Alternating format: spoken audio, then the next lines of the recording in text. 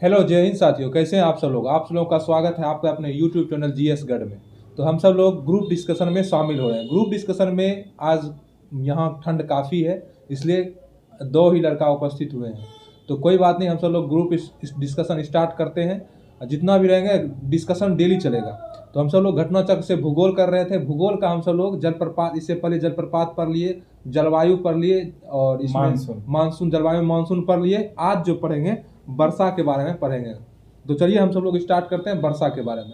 अगर आप सब लोग को ये वीडियो अच्छा लगता है, अगर ये डिस्कशन अच्छा लगता है, तो आप सब लोग लाइक, शेयर और सब्सक्राइब जरूर करें और हमको पूरा प्रोत्साहन करने के लिए अच्छे अच्छे कमेंट भी करें। तो चलिए हम सब लोग स्टार्ट करते हैं। वर्षा, बताइए वर्षा जो है भारत में सामान्य रूप से जून से सितंबर तक वर्षा होती है। सामान्य रूप से कौन था? जून से सितंबर तक वर्षा ऋतु रहती है अपने भारत में जून से सितंबर तक वर्षा ऋतु होती है। जब संपूर्ण देश पर दक्षिण पश्चिम मानसून प्रभावी होता है, इस समय उत्तर पश्चिम भारत में ग्रीष्म ऋतु में बना निम्न वायुदाब का क्षेत्र अधिक तीव्र एवं व्यवस्थित होता है।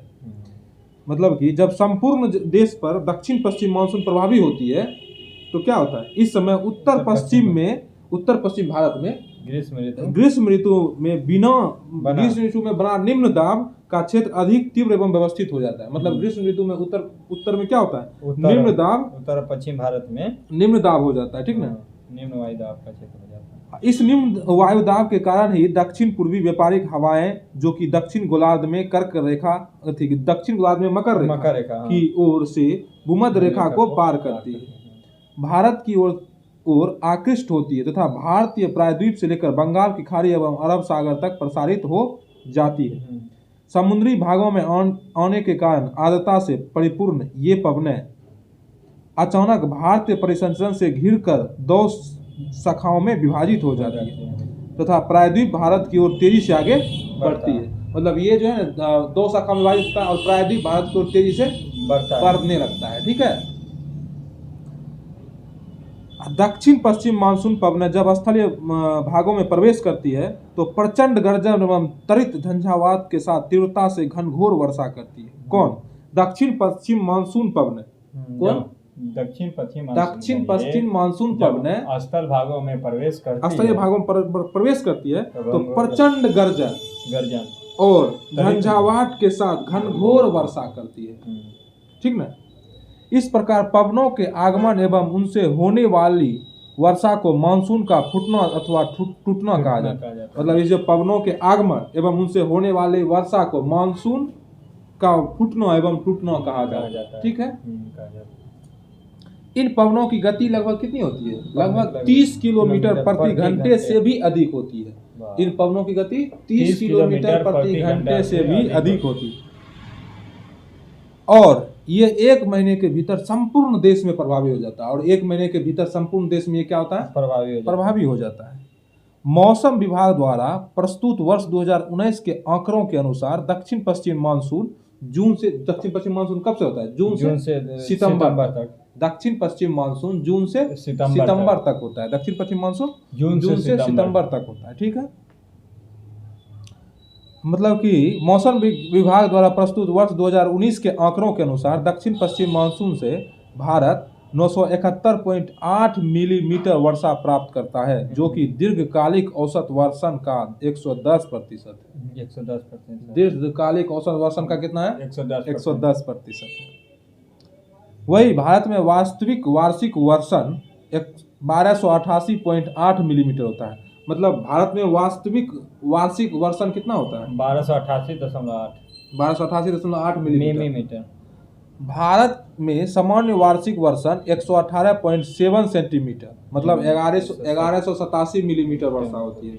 मतलब भारत में सामान्य वार्षिक वर्षण कितना होता है? 118.7 मीटर या 118.7 सेंटीमीटर या 1187 मिलीमीटर वर्षा होती है भारत में सामान्य वार्षिक वर्षण, ठीक है। वर्षा ऋतु में देश के अधिकांश भाग में हवाओं की सामान्य प्रवाह दिशा दक्षिण पश्चिम से उत्तर पूर्व की ओर होती है। वर्षा ऋतु में देश के अधिकांश भाग में हवाओं की सामान्य प्रवाह दक्षिण पश्चिम से लेकर दिशा कैसा होती है? दक्षिण पश्चिम से उत्तर पूर्व तक होती है। परंतु हिमालय की उपस्थिति के कारण ये उत्तर पूर्व और गंगा के मैदान में दक्षिण पूर्व और पूर्व से प्रवाहित होती है। भारत में सितंबर महीने से मानसून का प्रत्यावर्तन शुरू हो जाता है। हाँ। सितंबर महीने से माने जो है सितंबर महीने से मानसून का प्रत्यावर्तन शुरू हो जाता है। प्रत्यावर्तन शुरू हो जाता है, जिसका कारण सूर्य के दक्षिणायन होने के कारण अंतः उष्ण कटिबंधीय अभिसरण क्षेत्र का दक्षिण की ओर खिसकना। इस क्रम में उत्तर पूर्व भारत से चलने वाली मानसून बंगाल की खाड़ी से आर्द्रता ग्रहण कर तमिलनाडु विशेषतः चेन्नई में वर्षा करती है। मतलब उत्तर पूर्व भारत से चलने वाली मानसून बंगाल की खाड़ी से आर्द्रता प्राप्त कर कहाँ वर्षा करवाती है? तमिलनाडु में वर्षा करवाती है। मुख्यतः चेन्नई में वर्षा होती है। ठीक है। उत्तर पूर्वी मानसून से तमिलनाडु की कुल वर्षा का 50 से 60% प्राप्त होता है। उत्तर पूर्वी मानसून से तमिलनाडु का 50 से 60% वर्षा प्राप्त होता है। भारत में सितंबर महीने से मानसून का प्रत्यावर्तन शुरू हो जाता है। हो गया था। भारत में सर्वाधिक वर्षा प्राप्त, देखिए भारत में सर्वाधिक वर्षा प्राप्त करने वाले क्षेत्र कौन है? पश्चिमी घाट, पूर्वी हिमालय तथा मेघालय। बताइए कौन कौन है भारत में सर्वाधिक वर्षा? पश्चिमी घाट, और उसके बाद आ गया पूर्वी हिमालय और मेघालय। पश्चिमी घाट, पूर्वी हिमालय और मेघालय सही है। ठीक है। इन क्षेत्र में 250 सेंटीमीटर से अधिक वार्षिक वर्षा होती है। 250 सेंटीमीटर से अधिक वार्षिक वर्षा होती है। अधिक वार्षिक वर्षा होती है किस क्षेत्र में? देखिए पश्चिमी घाट, पूर्वी हिमालय और मेघालय। दक्षिण पश्चिम मानसून से इन क्षेत्रों में सर्वाधिक वर्षा होती है। कौन? दक्षिण पश्चिम मानसून से दक्षिण पश्चिम मानसून से इन क्षेत्रों में सर्वाधिक वर्षा होती है। मेघालय में, पूर्वी हिमालय में, पूर्वी हिमालय, और पश्चिमी घाट पर। पश्चिमी घाट, पूर्वी हिमालय और मेघालय 250 सेंटीमीटर के करीब वार्षिक वर्षा होती है। और दक्षिण पश्चिम मानसून से सबसे अधिक मात्रा में वर्षा होती है इस क्षेत्र में। ठीक है। अच्छा ये बताइए मासीनरम कहाँ है? मेघालय में मासीनरम भारत में ही नहीं अपितु विश्व का सबसे अधिक वर्षा वाला स्थान है। मासीनरम जो है ना विश्व का सबसे अधिक वर्षा वाला क्षेत्र है। कौन है? मासीनरम जो है विश्व में सबसे अधिक वर्षा होता है क्षेत्र। बताइए भारतीय मौसम विज्ञान विभाग के अनुसार 19 जुलाई 2016 को मासीनरम में एक दिन में सर्वाधिक 549.2 मिलीमीटर वर्षा दर्ज की गई। 2016 में 550 लगभग 550 मिलीमीटर वर्षा दर्ज की गई है मासीनरम में। बताइए जुलाई 2016 में 549.2 मिलीमीटर वर्षा को रिकॉर्ड किया गया था। कहाँ पे? मासीनरम, मेघालय। भारत में सबसे कम वर्षा वाला क्षेत्र लेह लद्दाख है। सबसे कम कौन है? लेह और लद्दाख है। 31 अक्टूबर 2019 से केंद्रशासित प्रदेश घोषित हो गया लेह लद्दाख। मतलब कि लेह लद्दाख में मात्र 6.55 सेंटीमीटर वर्षा होती है। सही ना? 6.55। भारतीय मौसम विभाग द्वारा जारी भारत के वर्षा आंकड़े 2019 के अनुसार भारत में सर्वाधिक वार्षिक वर्षण मेघालय के पूर्वी खासी हिल्स जिले में, जबकि सबसे कम वर्षा लद्दाख का लेह जिला में होता है। ठीक ना? सबसे कम। आम्र वर्षा कर्नाटक एवं केरल से होने वाली मानसून वर्षा फुहार है। आम्र वर्षा कहाँ कहाँ होता है? केरल, कर्नाटक और केरल। आम्र वर्षा कर्नाटक और केरल में होता है। और वर्षा फुहार के नाम से जाना जाता है। आम्र वर्षा कर्नाटक और केरल में पूर्व वर्षा फुहार के नाम से भी जाना जाता है। अम्लीय वर्षा सबसे ज्यादा क्षेत्र में होता है। आम्र वर्षा, हाँ वही आम्र वर्षा। मतलब ये जो है ना जो आम की फसल के लिए अधिक लाभकारी होता है। कर्नाटक और केरल जो आम्र वर्षा होती है ना मानसून में वर्षा फुहारा के रूप में होता है, ये आम के लिए काफी महत्वपूर्ण होता है। जो केरल और कर्नाटक। हाँ यह जो है ना यह मतलब जो यह आम्र वर्षा, यह वर्षा बंगाल की खाड़ी से उत्पन्न तूफानों के फलस्वरूप अप्रैल माह में होती है। कब किस माह में होती है? अप्रैल माह में होती है। आम्र वर्षा कहाँ होती है? आम्र वर्षा जो केरल और कर्नाटक के क्षेत्र में होती है। आप सब लोग भी। और ये बंगाल के खाड़ी से क्या होती है? अप्रैल माह में उठती। इस वर्षा से आम की बोरे पैर से टूटकर गिरती नहीं है, अतः आम की फसल अच्छी होती है। वर्ष 2019 में भारत की वार्षिक राष्ट्रीय वर्षा 1288.8 मिलीमीटर दर्ज किया गया है, जो कि काफी है। ठीक है। कब? 2019 में। अब वर्षा जो हम सब लोग पूरा इसका थ्योरी पढ़ लिए, अब ये सब का हम क्वेश्चन आंसर पढ़ते हैं जो कि विगत मतलब कि जो बीते हुए एग्जाम में पूछा गया है। बताइए प्रश्न बताइए। भारत की सर्वाधिक वर्षा मुख्यतः प्राप्त होती है दक्षिणी पश्चिमी मानसून से। किस वर्षा से होती है? दक्षिण पश्चिम मानसून से होती है वर्षा। ये इसका सही आंसर हुआ। ये 52वां बीपीएससी में पूछा हुआ क्वेश्चन है। भारत की सर्वाधिक वर्षा मुख्यतः किससे होती है? दक्षिण पश्चिम मानसून से होती है। चलिए आगे क्वेश्चन बढ़ते हैं। उत्तर पूर्वी मानसून से सबसे अधिक वर्षा प्राप्त करने वाला राज्य बताइए। तमिलनाडु। सबसे अधिक तमिलनाडु उत्तर पूर्वी मानसून से। हाँ, इसका सही आंसर है।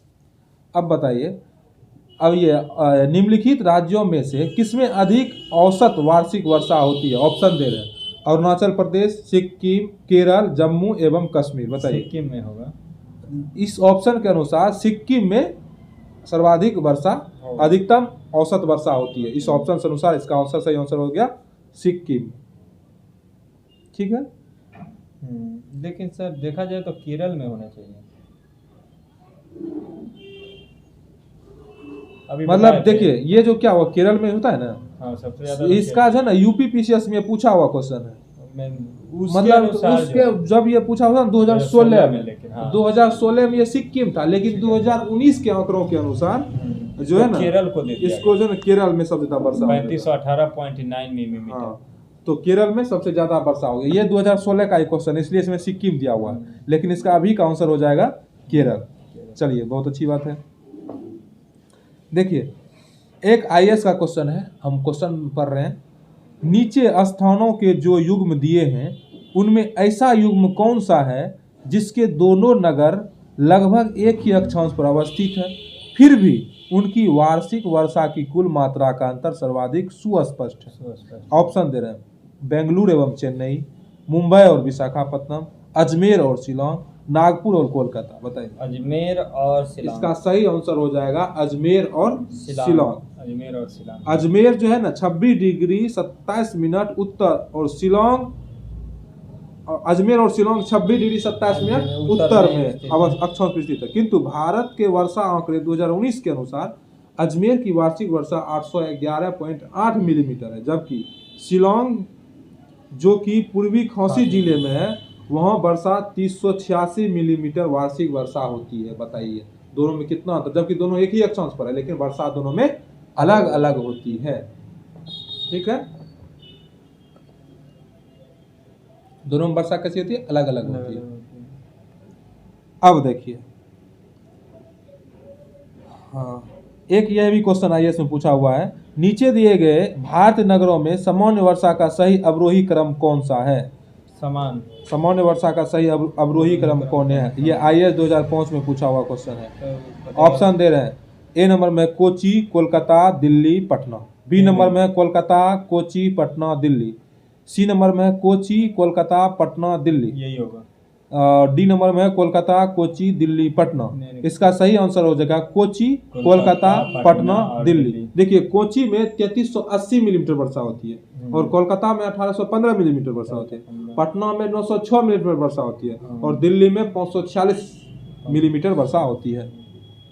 मतलब 546-547 मिलीमीटर दिल्ली में वर्षा होती है। यही बोल रहा था सजाने के लिए। अब देखिए, आम्र वर्षा संबंधित है। बताइए।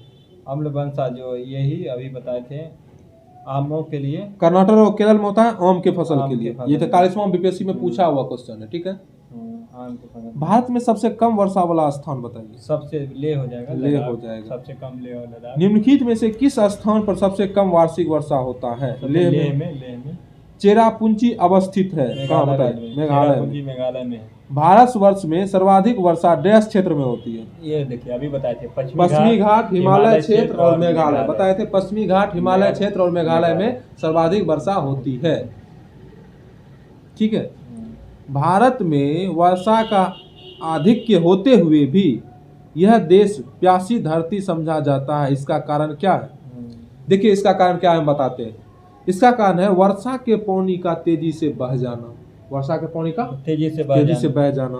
वर्षा के पानी का शीघ्रता से भाप बनकर उड़ जाना। वर्षा का कुछ थोड़े ही महीने में जोर होना।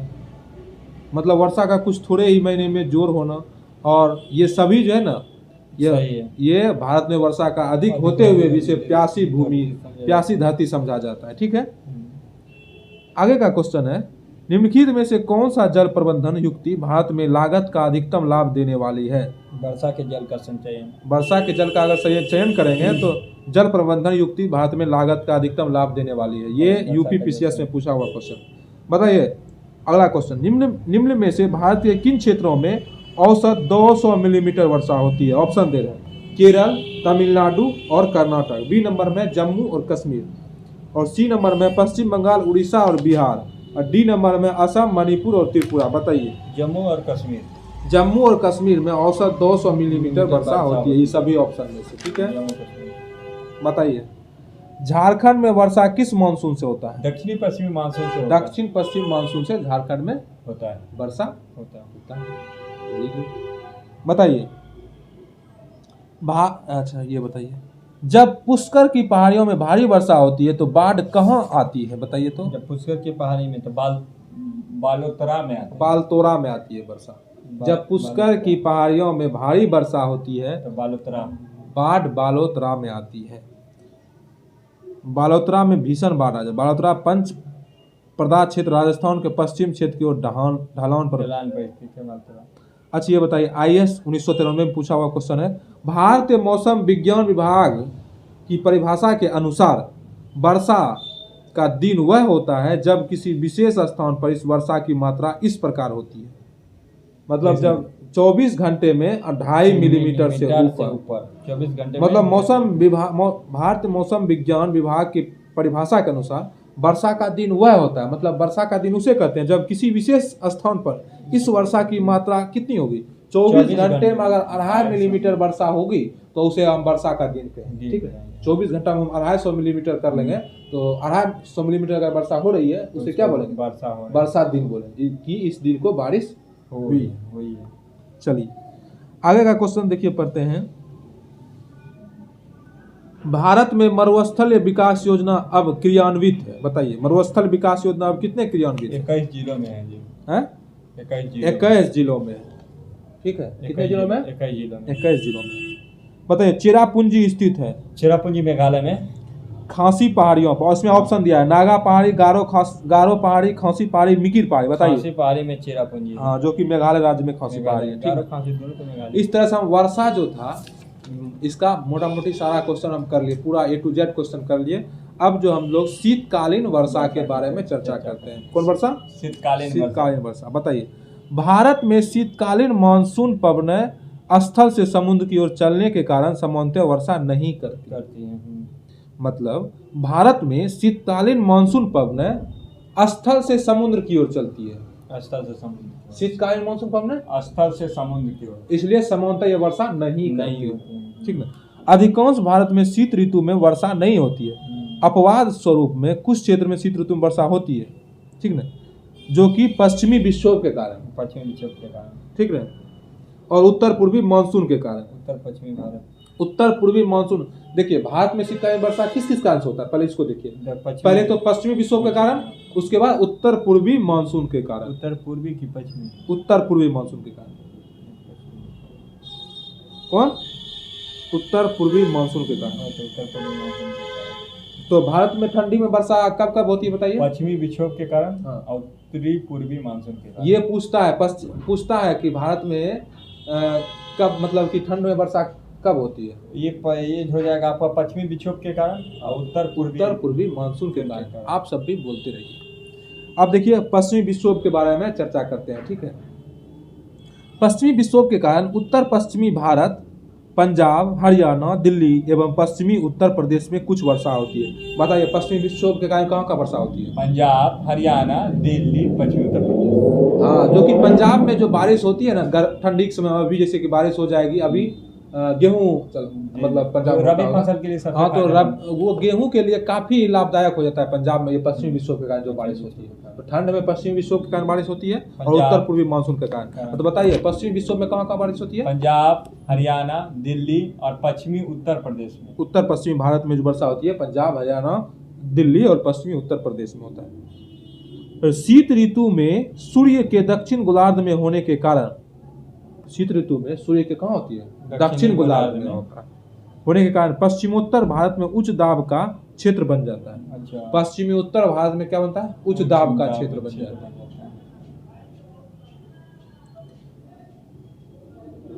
पवन प्रवाह उत्तर पश्चिम भारत से पूर्व की ओर होता है एवं भारत की पूर्वी तटीय भाग में व्यापारिक पवनों के प्रभाव से वर्षा होती है। भारत में पूर्वी तटीय भाग में किस व्यापारिक पवनों के कारण वर्षा होती है, ठीक ना, व्यापारिक पवनों के कारण। इस समय मुख्य रूप से भूमध्य सागर पश्चिमी विक्षोभ से वर्षा प्राप्त होती है। इस समय मुख्य रूप से भूमध्य सागर के पश्चिमी विक्षोभ से वर्षा प्राप्त होती है। भूमध्य सागर के पश्चिमी विक्षोभ के कारण वर्षा होती है, ठीक ना, भूमध्य सागर के पश्चिमी विक्षोभ के कारण वर्षा होती है, ठीक है। भारत में शीतोष्ण कटिबंधीय चक्रवात का कारण उपोष्ण पछुआ जेठ पवन है। भारत में जो है शीतोष्ण कटिबंधीय चक्रवात का कारण बताइए तो। उपोष्ण जो है पछुआ जेठ पवने हैं। उपोष्ण पछुआ जेठ पवने हैं। शीतोष्ण उष्ण कटिबंधीय चक्रवात का कारण है उपोष्ण पछुआ जेठ पवन। इन चक्रवात के पूर्व की ओर बढ़ने वाले इनमें वर्षा की मात्रा कम होने लगती है।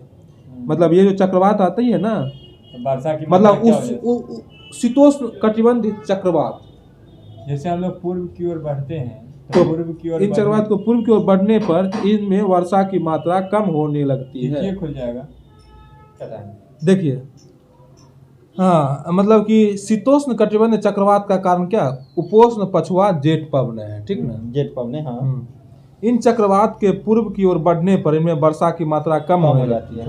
यह अल्प वर्षा में पंजाब, हरियाणा आदि के गेहूं, चना, सरसों आदि रबी फसलों में सहायक होता है। तो यही क्या होती है, यही सहायक होती है। जैसे पंजाब हरियाणा में यही पवन सहायक होते हैं। मैंने कहा गया कि जैसे पूर्व की ओर बढ़ते हैं तो जैसे ही पूर्व की ओर बढ़ता है तो वर्षा में कमी हो जाती है। तो जो ये पंजाब और हरियाणा के क्षेत्रों में रबी फसलों के लिए उपयुक्त माना जाता है, गेहूं, चना, सरसों के लिए उपयुक्त माना जाता है। हाँ, रबी फसलों में। राजस्थान में इस वर्षा को मावठ कहते हैं। राजस्थान में इस वर्षा क्या कहते हैं, मावठ। राजस्थान में इस वर्षा को मावठ कहते हैं। आप इधर, राजस्थान में इस वर्षा को क्या कहते हैं, मावठ कहते हैं। क्या कहते हैं, मावठ। बताइए,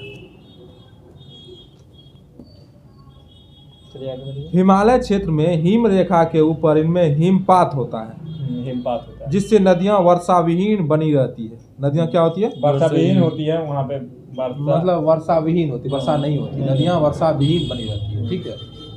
तो बताइए, पश्चिमी विक्षोभ के प्रभाव से उत्तर पश्चिम भारत में इस समय अत्यधिक सर्दी का अनुभव होता है। जैसे हम लोग अभी कर रहे हैं, उत्तर पश्चिम भारत में पश्चिमी विक्षोभ के कारण अत्यधिक सर्दी का अनुभव होता है, ठीक है। भारत में पश्चिमी विक्षोभ से औसत वार्षिक वर्षा लगभग 3% प्राप्त होता है। हाँ, भारत के वार्षिक आंकड़े 2019 के अनुसार भारत में 1288.8 मिलीमीटर औसत वार्षिक वर्षा होती है। 2019 के अनुसार कितना वर्षा होती है, 1288.8 मिलीमीटर औसत वार्षिक वर्षा होती है। जिसमें 51.1 मिलीमीटर शीतकालीन में, 102.1 मिलीमीटर पूर्वी मानसून में और 971.8 मिलीमीटर दक्षिण पश्चिम मानसून एवं 161.1 मिलीमीटर मानसून पश्चात वर्षा होती है। पूछेगा मानसून पश्चात वर्षा कब होती है, मतलब कितनी मानसून पश्चात वर्षा कितनी, मानसून पश्चात के बाद वर्षा कितनी मिलीमीटर होना, 161.1 मिलीमीटर। 161.1 मिलीमीटर जो होती है ये मानसून के पश्चात बारिश होती है, ठीक है। और उत्तर पूर्वी मानसून के कारण जो बारिश कारण अक्टूबर से नवंबर के मध्य, उत्तर पूर्वी मानसून के कारण अक्टूबर और नवंबर के मध्य कहाँ, तमिलनाडु, दक्षिण आंध्र प्रदेश, दक्षिण पूर्वी कर्नाटक तथा दक्षिण पूर्वी केरल में झंझावात वर्षा होती है। उत्तर पूर्वी मानसून बंगाल की खाड़ी से जलवाष्प ग्रहण करती है। उत्तर पूर्वी मानसून का हम पहले भी चर्चा कर चुके हैं वर्षा। तो इसका शीतकालीन वर्षा हो गया, इसका पूरा थ्योरी हो गया। अब इसका क्वेश्चन करते हैं, ठीक है। भारत के उत्तरी मैदान में शीतकालीन में वर्षा होती है किसके कारण, बताइए, पश्चिमी विक्षोभ के कारण। भारत में शीतकालीन वर्षा का क्षेत्र बताइए। शीतकालीन वर्षा का क्षेत्र पंजाब, तमिलनाडु, हरियाणा, दिल्ली, पश्चिमी उत्तर प्रदेश। बताइए, तमिलनाडु में शरदकालीन वर्षा अधिकांशतः जिन कारणों से होता है वो कारण ऑप्शन में बताइए। पश्चिमी विक्षोभ, दक्षिण पश्चिमी मानसून, उत्तर पूर्वी मानसून, दक्षिण पूर्वी मानसून। उत्तर पूर्वी मानसून से तमिलनाडु में शरद मतलब शीत ऋतु में वर्षा होती है। उत्तर पूर्वी मानसून से। बताइए, निम्न राज्यों में से किस राज्य में जाड़े के मौसम में बारिश होती है? केरल, तमिलनाडु, पश्चिम बंगाल, उड़ीसा। तमिलनाडु। ये 44वां बीपीएससी में पूछा हुआ क्वेश्चन। बताइए तो निम्न में से किस तटीय प्रदेश में उत्तर पूर्वी मानसून से वर्षा होती है? ऑप्शन दे रहे हैं, मालाबार तट, गुजरात तट, कोरोमंडल तट, कोंकण तट। कोरोमंडल तट। बताइए तो भारत के निम्नलिखित में से किस क्षेत्र में शीतकालीन वर्षा होती है? उत्तर पश्चिम में, दक्षिण पश्चिम, उत्तर पूर्वी, दक्षिण पूर्वी। बताइए किसमें? पश्चिम से पूर्व, एडी दोनों। उत्तर पश्चिम और दक्षिण पूर्व दोनों में बारिश होती है शीतकालीन में, ठीक ना? उत्तर पश्चिम और दक्षिण पूर्व। दक्षिण पूर्व में कहाँ बारिश होती है? शीतकालीन बारिश होती है। शीतकालीन बारिश होती है उत्तर पश्चिम। बताइए भारत के उत्तर पश्चिम मैदान में पश्चिमी विक्षोभ से जाड़े में होने वाली वर्षा की मात्रा क्रमशः होती है? पश्चिम से पूर्व की ओर होती है। पश्चिम से पूर्व की ओर होती है। निम्नलिखित में से कौन सा कारण भारत के उत्तर पश्चिम भाग में शीत ऋतु में होने वाली वर्षा के लिए उत्तरदायी है? ऑप्शन दे रहे हैं, मानसून की वापसी, चक्रवात, अपवाद, पश्चिमी विक्षोभ, दक्षिण पश्चिम मानसून। पश्चिमी विक्षोभ के कारण। इस तरह से हमको पूरा शीतकालीन वर्षा हो गया। अब जो हम प्राकृतिक आपदाएं पढ़ते हैं, जो कि प्राकृतिक आपदाएं बहुत ही होती है, बहुत ही इम्पोर्टेंट है। हम सब लोग प्राकृतिक आपदा पढ़ते हैं, ठीक है?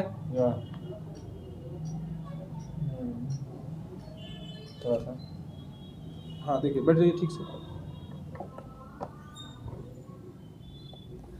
बताइए प्राकृतिक आपदाएं मानव पर दुष्प्रभाव डालने वाली प्राकृतिक परिवर्तनों की प्राकृतिक आपदाएं कहते हैं। मतलब मानव पर दुष्प्रभाव डालने वाले प्राकृतिक परिवर्तनों को प्राकृतिक आपदा कहते हैं। माने मानव पर कोई भी जैसे हो गया ज्वालामुखी हो गया, उसके बाद विस्फोट हो गया, ये सब जो वो सूखा, बाढ़, भूकंप, चक्रवात, मृदा अपरदन, अपवहन, ये सब क्या हुआ? ये सब प्राकृतिक हिम अपवाद, ये सब क्या हुआ? प्राकृतिक अपवाद हुआ। ये सब प्राकृतिक आपदाएं के मुख्य उदाहरण हैं। इनमें से अधिकांश आपदाएं प्राकृतिक शक्तियों द्वारा उत्पन्न होती है, परंतु मानव के अवांछनीय क्रियाकलापों से इन आपदाओं का दुष्प्रभाव बढ़ जाता है। हिमालय पर्वत नवीन वलित पर्वत है जिसका निर्माण अभी पूरा नहीं हुआ है। इसका कारण यह है कि हिमालय क्षेत्र में अभी भी संतुलन की स्थिति उत्पन्न नहीं हुई है। भारतीय प्लेट निरंतर उत्तर की ओर गतिशील है। भारत प्लेट निरंतर की तरह उत्तर की ओर गतिशील है। हाँ, अभी भी उत्तर की ओर भारतीय प्लेट बढ़ ही रहा। माने प्राय क्षेत्र में भूकंप आते रहता है। हाँ देखिए, और इन क्षेत्र में प्राय क्या आती है? भूकंप आती है, क्योंकि उत्तर की ओर गतिशील है, तो जब ये प्लेट टकराएगा भूकंप आना स्वाभाविक है। भारतीय प्लेट जो है उत्तरी मैदान में जो है भारतीय प्लेट निरंतर जो उत्तर मतलब खिसक रही है, जिसके कारण भूकंप आ रहा है, ठीक ना? उत्तरी मैदान में सामान्यतः कम शक्ति के भूकंप आते हैं। उत्तरी मैदान में कम शक्ति के भूकंप। दक्षिणी पठार अपेक्षाकृत अधिक स्थिर भूभाग है। दक्षिणी पठार जो है ना, क्या है? अधिक स्थिर है, क्योंकि वहाँ मतलब कि परतदार चट्टानों से बना हुआ वो भाग है, बहुत प्रायद्वीप जो है। फिर भी यहाँ न्यूनतम भूकंपों ने प्रायद्वीप भारत की स्थिरता पर प्रश्न चिन्ह लगा दिया। मतलब यहाँ जो न्यूनतम भूकंप आती है, फिर भी इतना कठोर है, फिर भी वहाँ भूकंप आती है, और इसमें मतलब क्या होता है? प्रश्न चिन्ह लगा दिया है। न्यूनतम भूकंपों ने प्रायद्वीप भारत की स्थिरता पर प्रश्न चिन्ह लगा। मतलब प्रायद्वीप भारत भी स्थिर नहीं है, यहाँ भी हल्का फुल्का भूकंप आता ही है, ठीक है। भारतीय मौसम विज्ञान विभाग तथा अन्य एजेंसियों द्वारा प्रदत्त आंकड़ों के आधार पर भारतीय मानक ब्यूरो ने भारत का भूकंप प्रतिरोधी डिजाइन कोड तैयार किया, जो कि भारत के भूकंप क्षेत्र मानचित्र का नवीनतम संस्करण है। इनमें भारत के भू क्षेत्र को भूकंप प्रवणता की दृष्टि से 4 क्षेत्रों में बांटा गया है, ठीक ना? भूकंप देखिए, भू क्षेत्र को भूकंप प्रवणता की दृष्टि से 4 क्षेत्रों में बांटा गया। कितने क्षेत्रों में बांटा गया? 4 क्षेत्रों में। वो क्षेत्र है अल्प तीव्रता क्षेत्र, मध्य तीव्रता क्षेत्र, गहन तीव्रता क्षेत्र, अति प्रचंड तीव्रता क्षेत्र। मतलब भूकंप क्षेत्र को 4 भागों में बांटा गया तीव्रता के अनुसार में। तो पहले हो गया अल्प तीव्रता क्षेत्र, मध्य तीव्रता क्षेत्र, गहन तीव्रता क्षेत्र और अति प्रचंड तीव्रता क्षेत्र। अब बताइए क्षेत्र 5 जो है अति प्रचंड तीव्रता क्षेत्र है, ठीक ना? देखिए इसके बारे में क्षेत्र 5 के बारे में पढ़ते हैं, ठीक ना? जोन 5 के बारे में। इस क्षेत्र को IS कोड के तहत क्षेत्र कारक 0.36 दिया गया, अर्थात इस क्षेत्र में किसी संरचना पर भूकंप के फलस्वरूप गुरुत्व त्वरण का 36% तक क्षैतिज त्वरण अनुभूति हो सकता है। 36% तक क्षैतिज त्वरण अनुभूति हो सकता है। हाँ। यह अत्यधिक उच्च क्षति जोखिम क्षेत्र है। है। भारत के जम्मू कश्मीर, हिमाचल प्रदेश, उत्तराखंड एवं बिहार राज्यों के कुछ भाग, कच्छ का रण, अंडमान एवं निकोबार द्वीप समूह तथा पूर्वोत्तर क्षेत्र इस क्षेत्र में आते हैं। इनमें देश के कुल क्षेत्रफल का 10.9% भाग आता है। जोन 5 में कितना प्रतिशत आता है देश का कुल भाग? 10.9%। और इस क्षेत्र में कौन कौन आता है क्षेत्र बताइए?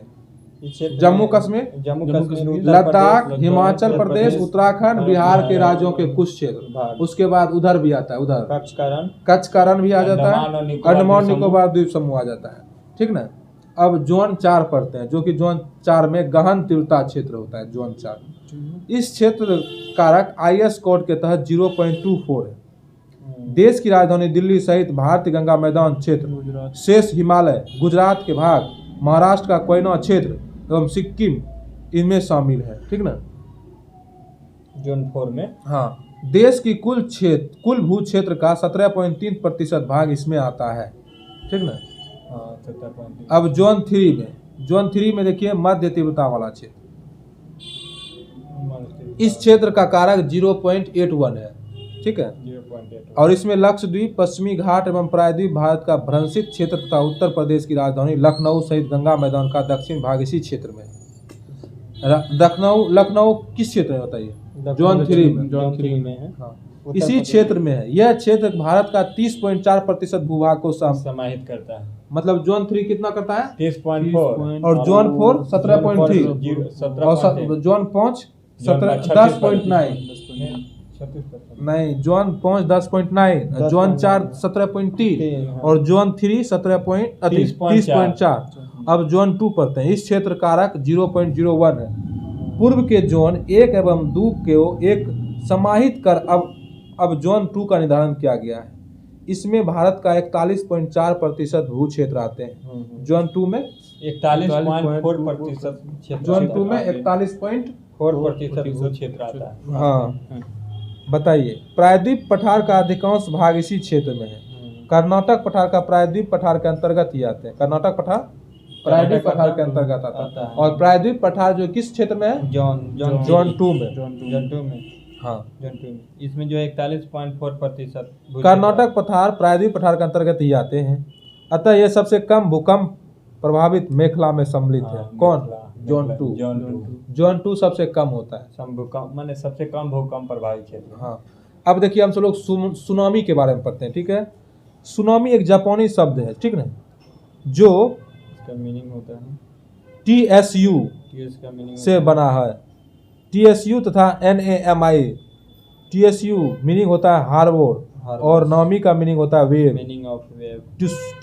TSUNAMI जापानी शब्द है। भारत की high powered committee on disaster management की रिपोर्ट के अनुसार सुनामी समुद्र में भूकंप, भूस्खलन अथवा ज्वालामुखी उद्गार जैसी घटनाओं से पैदा होती है। मतलब कि सुनामी कैसे पैदा होती है? भूस्खलन और मतलब समुद्र में अगर ज्वालामुखी उत्पन्न हो गया, भूस्खलन हो गया, भूकंप आ गया, समुद्र में ही आ गया, तो उसी को हम सुनामी बोलते हैं। अधिकांश सुनामी समुद्र अंतः स्थल पर आए भूकंपों से पैदा होती है, ठीक है। कैसे होती है? भूकंपों से पैदा होती है। सुनामी को बंदरगाह लहरें या भूकंप समुद्री लहरें भी कहा जाता है। भारत में सुनामी वार्निंग सेंटर का परिचालन जुलाई 2005 में हैदराबाद से किया गया। ये इसको याद रखिए। भारत में सुनामी वार्निंग सेंटर का परिचालन जुलाई 2005 में कौन से किया गया? हैदराबाद से किया गया। कब किया गया? 2005 में किया गया, ठीक है। 26 दिसंबर 2004 को हिंद महासागर में आए सुनामी द्वारा भारत का कोरोमंडल तट सर्वाधिक प्रभावित हुआ था, ठीक ना। 26 दिसंबर 2004 को हिंद महासागर में आए सुनामी द्वारा भारत का कोरोमंडल तट सर्वाधिक प्रभावित हुआ था।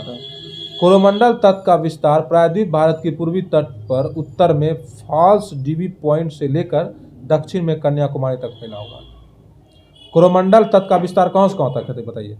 कोरोमंडल तट का विस्तार प्रायद्वीपीय भारत के पूर्वी तट से प्रायद्वीपीय भारत के पूर्वी तट पर उत्तर में फॉल्स डीबी पॉइंट से लेकर दक्षिण में कन्याकुमारी तक। बताइए तो कोरोमंडल तक, उत्तर में फॉल्स डीबी तट से लेकर दक्षिण में कन्याकुमारी तक फैला। कौन?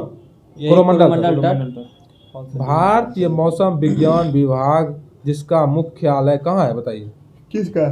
भारतीय मौसम विज्ञान विभाग का मुख्यालय नई दिल्ली में। नई दिल्ली में है, ठीक है। इसकी स्थापना 1875 ईस्वी में हुई थी।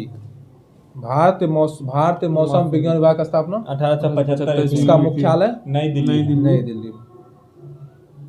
और यह पृथ्वी विज्ञान मंत्रालय के अधीन एक एजेंसी है। बताइए भारतीय मौसम विज्ञान विभाग किस मंत्रालय का अधीन है? ये पृथ्वी विज्ञान मंत्रालय के अंतर्गत है। इसका मुख्यालय कहाँ है? इसका मुख्यालय नई दिल्ली में है। इसकी स्थापना कब हुई थी? 1875 में। किसकी? भारतीय मौसम विज्ञान विभाग। भारतीय उष्णकटिबंधीय मौसम विज्ञान संस्थान तथा मौसम विज्ञान विभाग की उप निदेशक स्तर का मुख्यालय पुणे में स्थित है। भारतीय उष्णकटिबंधीय मौसम विज्ञान तथा मौसम विज्ञान विभाग की उप निदेशक स्तर का मुख्यालय कहाँ है? पुणे में। उल्लेखनीय है कि भारतीय मौसम विज्ञान विभाग का मुख्यालय सर्वप्रथम कोलकाता में बना, जिसे वर्ष 1905 में शिमला, 1928 में पुणे तथा 1944 में दिल्ली स्थानांतरित किया गया था। कब दिल्ली कब किया था? 1944 में दिल्ली स्थानांतरित किया गया था। 1944 ना। हाँ। किसी नदी या तटीय भाग में उच्च जल स्तर की उस स्थिति को बाढ़ कहते हैं जिससे भूमि का कुछ भाग जलमग्न हो जाता है। मानसून की अनिश्चितता तथा अनियमितता का दूसरा महत्वपूर्ण परिणाम बाढ़ों का आना है। केंद्र जल आयोग ने बाढ़ों की गणना करने के लिए बाढ़ पूर्वानुमान संगठन की स्थापना की है। ठीक ना? क्या क्या? केंद्र जल आयोग ने बाढ़ों की गणना करने के लिए बाढ़ों की गणना करने के लिए बाढ़ पूर्वानुमान संगठन की स्थापना किया है। हाँ। इस संगठन ने देश के 22 बाढ़ प्रभावित राज्यों एवं 3 केंद्र शासित प्रदेशों में 328 स्टेशनों को चिन्हित किया। कितने स्टेशन को बनाया? 328। 22 राज्य और 3 केंद्र शासित प्रदेश में 328, जिनमें सर्वाधिक 44 स्टेशन उत्तर प्रदेश में। सर्वाधिक स्टेशन कहाँ है? उत्तर प्रदेश में। सर्वाधिक 44 स्टेशन उत्तर प्रदेश में। उत्तर प्रदेश बाढ़ प्रबंधन क्षेत्रों को उच्च बाढ़ प्रबंधन, मध्य बाढ़ प्रबंधन एवं निम्न बाढ़ प्रबंधन क्षेत्रों में विभक्त किया जाता है। ठीक ना? उच्च बाढ़ प्रबंधन क्षेत्र में उत्तर प्रदेश के कुल बाढ़ प्रबंधन का 48% आता है। ठीक है, 48%। उच्च बाढ़ प्रबंधन क्षेत्र उत्तर प्रदेश के पूर्वी क्षेत्र को आच्छादित करता है। 22 बाढ़ प्रभावित राज्यों में 43 स्टेशन के साथ बिहार दूसरे स्थान पर है। 22 बाढ़ प्रभावित राज्यों में 43 स्टेशनों के साथ बिहार दूसरे स्थान पर है। चक्रवाती तूफान पढ़ते हैं। ठीक है, ये बाढ़ हो गया। चक्रवाती तूफान अथवा चक्रवात वायुमंडल में हवाओं के चक्राकार वायुपिंड होते हैं।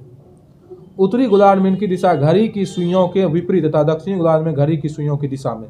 इसको याद रखिए। चक्रवात का उत्तरी दिशा में इसका दिशा बताइए। उत्तरी मतलब उत्तरी गोलार्ध में घड़ी की सुइयों के विपरीत और दक्षिणी गोलार्ध में घड़ी की सुइयों की दिशा में होती है। चक्रवात की दिशा मतलब कि उत्तरी गोलार्ध में कैसी होती है? घड़ी के सुइयों का विपरीत। और दक्षिणी गोलार्ध में घड़ी के सुइयों के आकार में। घड़ी के सुइयों के मतलब की दिशा में होती है। भारत में चक्रवात बंगाल की खाड़ी एवं अरब सागर दोनों को ही प्रभावित करते हैं। बंगाल की खाड़ी में अधिक ताप के कारण बने निम्न दाब से अधिक चक्रवात उत्पन्न होते हैं। यहाँ से उठने वाले चक्रवात घड़ी की सुइयों की दिशा की विपरीत घूमते हुए चलते हैं। बंगाल की खाड़ी में विपरीत घूमता है। अतः बंगाल की खाड़ी के दक्षिण में उत्पन्न होने वाले चक्रवात तमिलनाडु और श्रीलंका को तथा मध्य बंगाल की खाड़ी में उठने वाले चक्रवात आंध्र प्रदेश एवं उड़ीसा को प्रभावित करते हैं। बताइए, बंगाल की खाड़ी में दक्षिण में उत्पन्न होने वाले चक्रवात किसको प्रभावित करता है? तमिलनाडु और श्रीलंका को। जनवरी मार्च में होता है। ठीक है, जनवरी से मार्च तक में। तथा मध्य बंगाल की खाड़ी में उठने वाले चक्रवात किसको प्रभावित करता है? आंध्र प्रदेश एवं उड़ीसा। जो बंगाल की खाड़ी में चक्रवात उठता है, आंध्र प्रदेश और उड़ीसा राज्य को प्रभावित करता है। और एक और बताए थे जो कि दक्षिण में उत्पन्न दक्षिण में उठने वाला जो चक्रवात होता है तमिलनाडु और श्रीलंका को प्रभावित करता है। मानसून काल जून से सितंबर के मध्य इन चक्रवात की उत्पत्ति मध्य और उत्तरी बंगाल की खाड़ी में होती है, जिससे उड़ीसा एवं पश्चिम बंगाल सर्वाधिक प्रभावित होते हैं। मानसून पश्चात मतलब मानसून के बाद मानसून के बाद मतलब अक्टूबर दिसंबर में दक्षिण व मध्य बंगाल की खाड़ी में उठने वाले चक्रवात तमिलनाडु, आंध्र प्रदेश, उड़ीसा और बंगाल तट को प्रभावित करते हैं। मतलब दक्षिण व मध्य बंगाल की खाड़ी में उठने वाले चक्रवात तमिलनाडु, आंध्र प्रदेश, उड़ीसा, बंगाल तट को प्रभावित करते हैं। उड़ीसा चक्रवात बाढ़ एवं सूखा तीनों ही प्राकृतिक आपदाओं से प्रभावित राज्य है। उड़ीसा जो है ना किससे प्रभावित राज्य है? चक्रवात, बाढ़ और सूखा, इन तीनों मतलब कि आपदा से प्रभावित क्षेत्र कौन है? उड़ीसा। बाढ़, चक्रवात और सूखा। मतलब जिस कारण यह अन्य राज्यों की अपेक्षा अधिक आपदाएं झेलता है। उड़ीसा जो है अन्य राज्यों की अपेक्षा अधिक आपदाएं झेलता है। उड़ीसा अन्य राज्यों के अपेक्षा अधिक अपवाद जोड़ता है, क्योंकि इसमें चक्रवात भी आ जाता है, सूखा भी आता है, बाढ़ भी आ जाता है। गुरुत्वाकर्षण के प्रभावाधीन चट्टान तथा मिट्टी के अचानक ढलान से नीचे की ओर खिसकने की क्रिया को भूस्खलन कहते हैं। भूस्खलन किसको कहते हैं? मतलब गुरुत्वाकर्षण के प्रभावाधीन चट्टान तथा मिट्टी के अचानक ढलान से नीचे की ओर खिसकने की क्रिया क्या कहते हैं? भूस्खलन। हिमालय में भूस्खलन की आवृत्ति में वृद्धि हुई है। इसका प्रमुख कारण भूकंप की आवृत्ति में वृद्धि के साथ साथ सड़क एवं बांध बनाने जैसे मानवीय क्रियाकलापों का बढ़ना है। यहाँ सड़क, बांध निर्माण तथा खनिज के लिए बड़े पैमाने पर खनन कार्य किए गए, जिसके कारण हिमालय में भूस्खलन की आवृत्ति में वृद्धि हुई है। भारत में आपदा प्रबंधन हेतु निवारक और संरक्षी उपाय तैयारी तथा मानवों पर आपदा के प्रभाव को कम करने के लिए देश के पहले आपदा प्रशिक्षण संस्थान का स्थापना लातूर में की जा रही है। बताइए तो, देश के पहले आपदा प्रशिक्षण संस्थान की स्थापना कहाँ होगा? नींद आ रही है? नहीं सर। देश के पहले आपदा प्रशिक्षण संस्थान की स्थापना लातूर महाराष्ट्र। कहाँ होगा? लातूर महाराष्ट्र। अब देखिए इसका क्वेश्चन आंसर करते हैं, ठीक है? आपदाएं हम सब लोग पढ़ लिए, क्वेश्चन आंसर करते हैं। वर्ष 2004 की सुनामी द्वारा भारत के निम्न तटों पर कौन में सर्वाधिक दुष्प्रभावित हुआ था? मालाबार तट, कोंकण तट, कोरोमंडल तट, उत्तरी सरकार तट। बताइए। कोरोमंडल तट 2004 में अधिक प्रभावित हुआ था। देखिए दूसरा क्वेश्चन पूछ रहे हैं, हुदहुद चक्रवात से भारत का निम्नलिखित में से कौन सा तटीय क्षेत्र प्रभावित हुआ? ऑप्शन दे रहे हैं, आंध्र प्रदेश तट, केरल तट, चेन्नई तट, बंगाल तट। आंध्र प्रदेश तट। आंध्र प्रदेश तट जो है ना, हुदहुद जो चक्रवात आया था काफी प्रभावित हुआ था। हुदहुद चक्रवात जो कि 2014 में आया था, ठीक ना? उस कटिबंधीय चक्रवात कौन था? हुदहुद, जो कि अक्टूबर 2014 में आया था। आंध्र प्रदेश की तट जो है काफी प्रभावित हुआ था। बताइए, भारत मौसम विज्ञान विभाग स्थापित कहाँ है? नई दिल्ली। नहीं बताए थे। बताइए बताइए, ये जो क्वेश्चन है आपको एक मिलान करने वाला क्वेश्चन है। ये 47वां बीपीएससी में पूछा हुआ क्वेश्चन है। इसमें बोलता है सूची 1 को सूची 2 से सुमेलित कीजिए तथा सूचियों के नीचे दिए गए कूट का प्रयोग कर सही उत्तर दीजिए। सूची 1 में दिया है प्राकृतिक आपदाएं और सूची 2 में दिया है प्रदेश। बताइए, बाढ़ जो है आता है झारखंड और बिहार में। उत्तर प्रदेश और बिहार में। कहाँ आता है? उत्तर प्रदेश और बिहार के उत्तर प्रदेश है। भूकंप आता है आपको हिमालय के गिरिपात क्षेत्र में, हिमालय का गिरिपात क्षेत्र। सूखा मध्य पूर्वी भारत में। चक्रवात आ जाएगा आपको यहाँ झारखंड तथा उत्तरी उड़ीसा में। तो ठीक है, तो हम अगले का क्वेश्चन देखिए, बंगाल की खाड़ी के तटवर्ती क्षेत्र में चक्रवात क्यों आते हैं? बंगाल की खाड़ी के तटवर्ती क्षेत्रों में चक्रवात क्यों अधिक आते हैं? क्योंकि बंगाल की खाड़ी में अधिक गर्मी के कारण, ठीक है, बंगाल की खाड़ी में अधिक गर्मी के कारण इसमें चक्रवात आते हैं, अधिक गर्मी के कारण। बताइए, निम्नलिखित राज्यों में किसमें सर्वाधिक प्राकृतिक आपदाएं आती है? ऑप्शन दे रहे हैं, आंध्र प्रदेश, उड़ीसा, बिहार, गुजरात। उड़ीसा में तीनों आ जाता है आपदा। चक्रवात भी आता है, सूखा भी आता है, बाढ़ भी आता है। पूरे राज्य में, भारत के जितने भी राज्य में सबसे ज्यादा आपदाएं कहाँ आती है? उड़ीसा में आती थी। देश के पहले, ऑप्शन दूसरा क्वेश्चन है, देश के पहले आपदा प्रबंधन प्रशिक्षण संस्थान की स्थापना कहाँ की जा रही है? बताइए। लातूर महाराष्ट्र। आप जिस समय नींद ले रहे नहीं अभी बताए थे ना, लास्ट वाला तो यही था, लातूर महाराष्ट्र। इसका आंसर हो जाएगा लातूर, महाराष्ट्र। अभी लास्ट में ही था। ये यूपी लोअर सब में पूछा हुआ था। बताइए, भारत का निम्नलिखित में से कौन सा क्षेत्र उच्च तीव्रता की भूकंप मेखला में नहीं आता है? ऑप्शन दे रहे हैं, उत्तराखंड, कर्नाटक पठार, कच्छ, हिमाचल प्रदेश। कर्नाटक का पठार, कर्नाटक के पठार में बहुत ही नगण्य भूकंप आता है, क्योंकि वह प्रायद्वीप पठार बहुत ठोस पठार है। भारत को कितने भूकंप जोखिम अंचलों में विभाजित किया जाता है? 4। अल्प तीव्रता, मध्य तीव्रता, गहन तीव्रता, अति प्रचंड तीव्रता। वाह वाह, वेरी गुड। 5 गुम किया जाता है। चारे को मना 5 4 3 2 तो जॉन है उसका। हाँ ठीक है सर, आगे बढ़िए। देखिए, अच्छा इसमें दिया हुआ निम्नलिखित में से कौन सा सही सुमेलित नहीं है? देखिए, एक दिया है नगर, एक दिया है भूकंप मंडल। भुज 4, हैदराबाद 1 भूकंप मंडल में, श्रीनगर भूकंप मंडल 5 में और चेन्नई भूकंप मंडल 2 में। इसमें देखिए इसका सही मिलान क्या क्या हो जाएगा। देखिए, भुज जो है ना भूकंप मंडल 5 में है, जो अति प्रचंड तीव्रता हाँ। क्षेत्र। हैदराबाद भूकंप मंडल 2 में है, ठीक है। जो और श्रीनगर भूकंप मंडल 5 में है, और चेन्नई 2 में है, 3 में है। चेन्नई 3 में है। हाँ। भारत के सबसे अधिक बाढ़ग्रस्त राज्य बताइए? असम, आंध्र प्रदेश, बिहार, उत्तर प्रदेश।